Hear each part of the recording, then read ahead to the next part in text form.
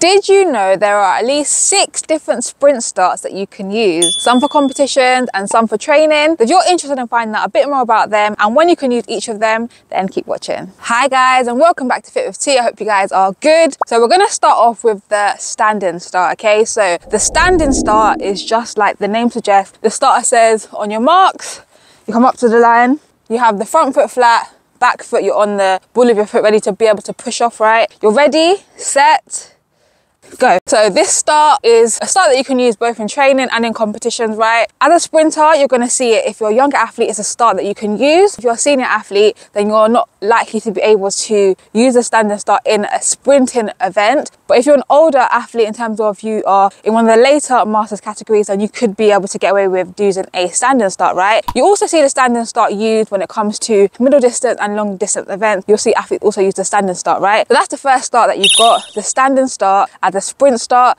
you can use it both in training and competition. Okay, so next we're going to go with the crouch start. Okay, so this is a start that you can use in both training and competitions. Again, you don't require anything else other than yourself. So the starter says on your mark, you're going to go up to the line, you're going to measure out your markings, and you're going to go down. So as you can see, the crouch start requires you to have 4 points on the ground, both hands and both feet, set, go. Again, if you're a younger athlete, then you can get away with using the crouch start in competition. And again, if you're an older athlete in terms of masters categories, then you can get away with using the crouch start as well, as in not using blocks crouch starts, because there's also the block start, which I'm going to go into a little bit later. If you're doing acceleration but you don't necessarily have blocks out that day, you don't have access to blocks that day, then again you can try starting from a crouch start. So if you do want me to go into much more detail about the crouch start, how to measure out your start, what angles you should be looking for, and also what mistakes to avoid, then check out this video and this video where I go into the crouch start in more detail. So next we've got the 3-point start. So the standing start, we were standing with 2 feet on the ground. The crouch start, we had both feet and both hands on the ground. Now the 3-point start is just that we have 3 points on the ground, okay? So we have 2 feet and 1 hand. And it's usually going to be your opposite hand to the foot that's forward, okay? So in this instance, I have my right foot and my left hand. You may be opposite, left hand, right foot.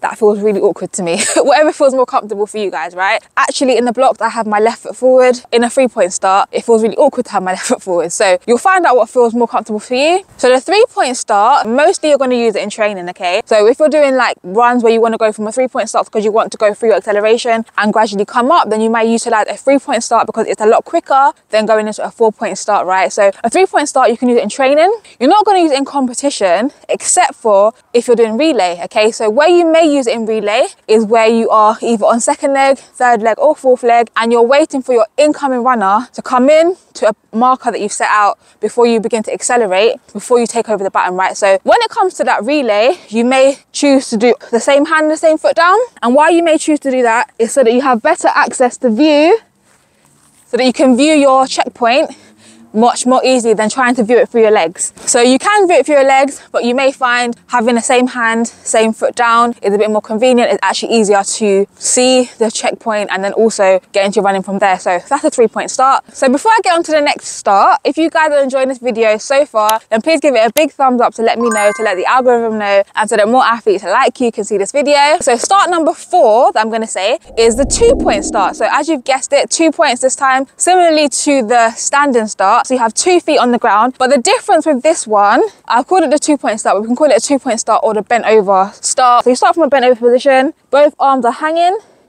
In a race where you're going to be in a crouch start or a block start, you have both arms down, right? So this is a way to practice going through the acceleration but pushing off with both feet at the same time. So rather than having one hand down, which you never necessarily have in a race. So 2-point start, the bent over 2-point start, you're going to use it only in training. It's not something you're going to use in competitions. In a warm-up you might use it, but you're going to use it in training. And it's where you set yourself up to the line, 2 feet down, arms hanging, nice flat back, and you're going to push. Again, that you might use that in part of your warm-up acceleration. Basically, all these starts, you can choose what is the most practical start for what you're doing. So apart from the ones that I said you have to use in competition or can't use in competition, but when it comes to training, depending on what you're doing that day, you can choose to use whatever you feel like, right? Now, the 5th start is what we're going to call a rolling start. So some people might have called the one that I just showed you what I called the 2-point bent over start. They might call that the rolling start. However, rolling start, what I'm going to say is where you kind of roll into it. So I'm using a really small space, so I can't really show you as well as I'd like to. However, let's imagine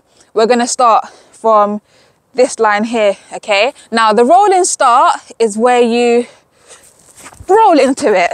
You're not starting from a stationary position, you roll into it, okay? So let's say that's your rolling start, you kind of skip into it. Let's say wherever the start line is, you skip into it. So you go from moving, that's kind of the idea of a rolling start. 2-point start, you're stationary. Standing start, you're stationary. Crouch start, you're stationary. 3-point start, you're stationary. So with the rolling start, you're going to only use that in training. Part of your warm-up, mostly you're going to use it. Maybe in some of your runs, depending on what you're doing, but most likely in the warm-up, to just do some warm-up acceleration, you might go do some rolling starts, make each run a little bit quicker than the last, right? Start number 6 is the block start. Okay, so the block start is going to be one that you're going to use again in training and competition. The block start is pretty much a crouch start with blocks that you're going to use to be able to push off and get that added benefit, okay? And depending on what age group you're in, blocks are going to be compulsory, right? You want to make sure that you have set up your blocks correctly. So if you're not sure yet how to set up your blocks, then I really encourage you to check out this video over here. And if you're wondering, why do we even use blocks in the first place? When did we actually start using blocks? Then check out this video over here, and I'll see you guys on another Friday. Bye guys.